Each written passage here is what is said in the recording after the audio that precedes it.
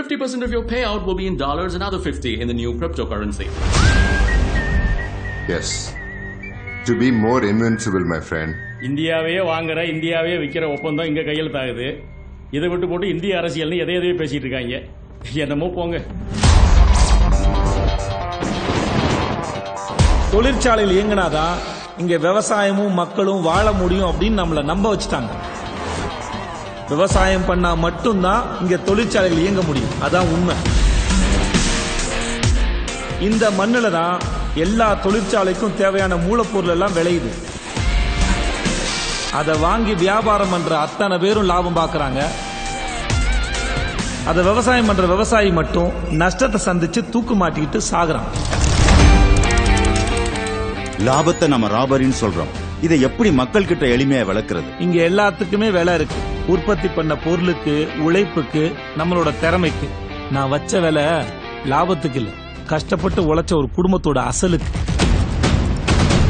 இங்க அடிச்சா மும்பைல அடி விழும், மும்பைல அடிச்சா லண்டன் மார்க்கெட்ல அடி விழும், லண்டன்ல அடிச்சா அமெரிக்கால அடி விழும். இங்க உழுற ஒவ்வொரு அடியும் உலகம் ஃபுல்லா உழுற அடி. எல்லாமே சட்டப்படிதான் நடக்குது. பஞ்சால அதிபரும் கரும்பால அதிபரும் உன் மேல ரொம்ப கடுப்பா கோபமா இருக்காங்களே. பொருளாதார அதிகாரத்தை கைப்பற்ற முடிவு பண்ணிட்டான். அதுதான் அரசியலுக்கான அதிகாரம் தெரிஞ்சு போச்சு. முடிச்சிடுங்க. ஆனா உழைக்கிற ஜனங்க என் மேல அன்பா தானே இருக்காங்க. ஜனங்க எப்பவுமே இப்படி இருப்பாங்கன்னு நீ நம்புறியா?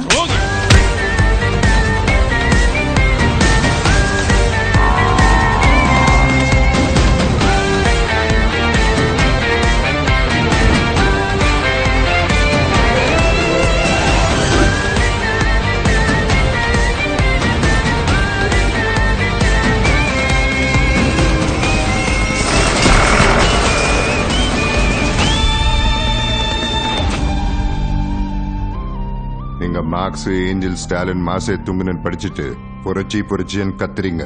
நீ கூட மார்க்ஸ் டிரான்ஸ்லேட் பண்ணி தான் படிச்சிருப்ப. நான் மூலமொழி ஜெர்மன்லயே படிச்சிருக்கேன். முதலாளி, இவங்களெல்லாம் புரிஞ்சுக்கிறதுக்கு வெறும் மொழி தெரிஞ்சா மட்டும் பத்தாது. இது வேற.